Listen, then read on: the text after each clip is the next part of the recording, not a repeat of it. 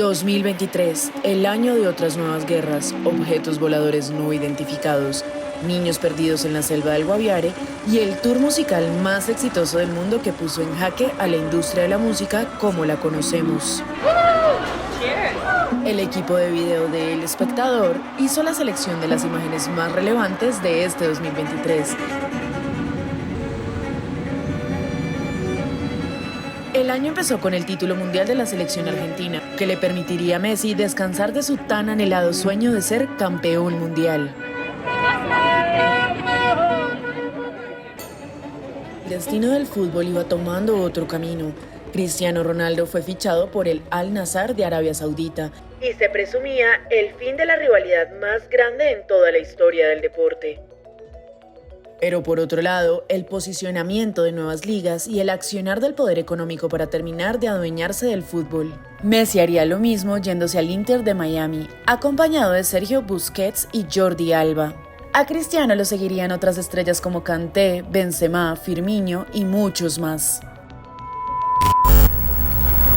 En febrero, Denis Pushilin, líder ruso en tierras ucranianas, aseguraba que el ejército de ese país lograba mantener posiciones importantes en Donetsk, un bastión de Ucrania en la resistencia a la invasión rusa. El 23 de ese mes se cumplió un año de la guerra que ha dejado hasta hoy más de 500.000 personas muertas y heridas. 545 días después de haber iniciado la guerra, Ucrania y Rusia guardan la información de sus pérdidas como secretos de Estado.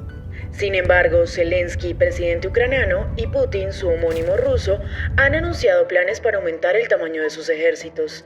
Las esperanzas de ver terminar la guerra cayeron rápidamente, al igual que el globo de vigilancia chino que tuvo en vilo varias semanas a Estados Unidos y Latinoamérica.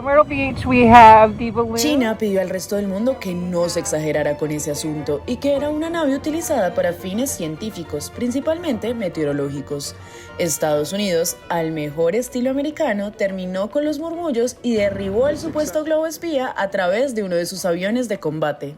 Para esos días también caerían otras cosas, como un rayo en la mano del Cristo Redentor en Río de Janeiro, que dejaría esta foto, tomada por Mauro Pimentel para la agencia de noticias AFP. Además del récord de puntaje máximo en la NBA que tenía Kareem Abdul-Jabbar de 38.387 puntos. ¿Quién lo tumbaría? LeBron James.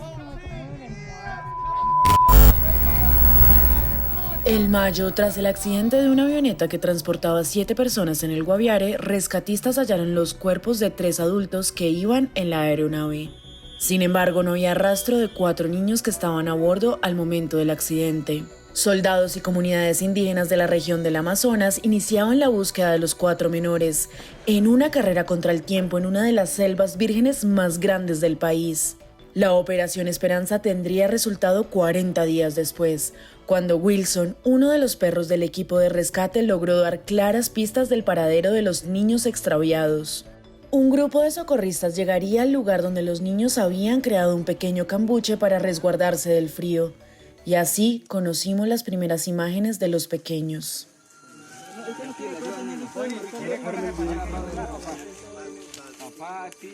De Wilson no se volvieron a saber noticias. Un mes después, el ejército colombiano confirmó que la búsqueda del pastor belga había sido finalizada y que se habían hecho todos los esfuerzos posibles por traerlo de regreso a casa. Los colombianos rindieron homenajes a él e incluso su mamá, Drugia, fue partícipe de un acto simbólico donde se condecoraba la labor de su hijo. En ese mismo mes, el Pentágono difundía videos de objetos voladores no identificados filmados por la Marina de Estados Unidos entre 2004 y 2015. El propio Departamento de Defensa explicó que las imágenes, que habían sido difundidas por el diario The New York Times con anterioridad, se pusieron a conocimiento de los ciudadanos para disipar cualquier idea sobre la veracidad de las imágenes. En diciembre de 2017, el Departamento de Defensa ya había reconocido haber financiado hasta el 2012 un programa secreto de millones de dólares para investigar los avistamientos de ovnis.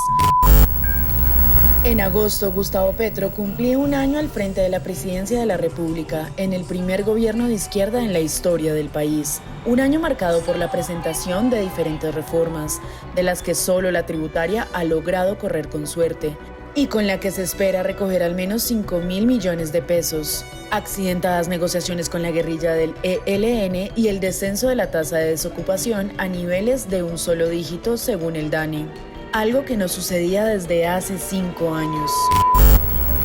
El conflicto entre Rusia y Ucrania no era el único que seguía escalando su violencia. El 7 de octubre, el grupo terrorista Hamas atacaba los kibbutz ubicados cerca de la Franja de Gaza, al sur de Israel, asesinando más de 900 personas y dejando al menos a 150 personas secuestradas.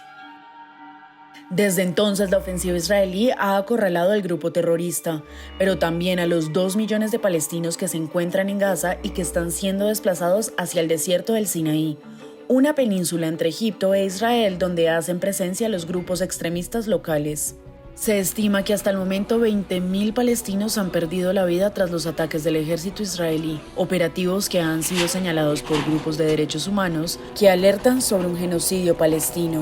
La cifra revelada por Israel de muertes de sus ciudadanos asciende a 1.200.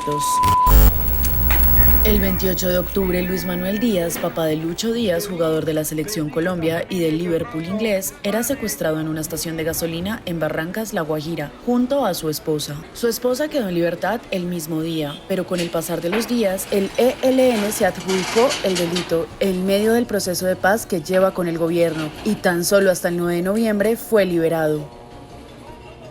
Tan solo unos días antes, el 5 de noviembre, Lucho anotaba ante el Luton en la Premier League y celebraba pidiendo la libertad de su padre. Pero sacada la historia de su contexto y ante la realidad de un país al que le pasan estas cosas, la historia parece un cuento que terminó de cerrarse durante las eliminatorias al próximo Mundial de Fútbol. Y pudo marcarle en una histórica primera victoria a Brasil por eliminatorias con la presencia de su padre en las tribunas. Para entonces, el mundo también era testigo del éxito musical de Taylor Swift, no solo por las regrabaciones de sus primeros 6 álbumes, sino por The Eras Tour, que estiman que por concierto le dejan al artista $13 millones, con un promedio de 72.000 personas por concierto, y que ha potenciado el turismo en algunas de las ciudades en las que se ha presentado en Estados Unidos y Latinoamérica. El tour seguirá en 2024. También este fue el primer año de Lula da Silva en la presidencia de Brasil, que además fue recibido el 9 de enero con un asalto al Congreso por parte de los bolsonaristas. Y también ganó Javier Milei en Argentina, el candidato por el Partido Libertario, que se posicionó el 10 de diciembre y que durante su campaña prometió hacer estallar el Banco Central de Argentina y acabar con varios ministerios en esa nación. Terremotos en Marruecos, Turquía, Siria y China, inundaciones en Nueva Zelanda y huracanes como Otis en Acapulco que dejaron a cientos de personas heridas, desaparecidas y sin un hogar.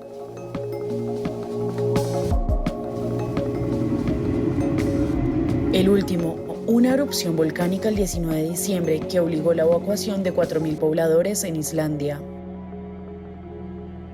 La universalidad de un artista es poder hablarle a públicos tan opuestos como por ejemplo el público latino, el público de Corea, de Singapur.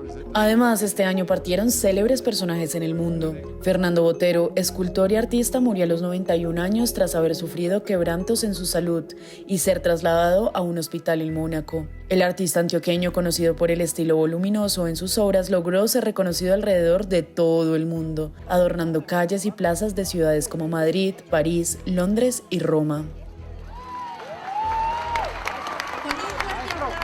También fallecieron otros artistas en el mundo como el actor Matthew Perry, conocido por su papel de Chandler en la serie televisiva estadounidense Friends en los años 90. Y Tina Turner, una de las voces más importantes del rock and roll, vendiendo más de 180 millones de álbumes en todo el mundo.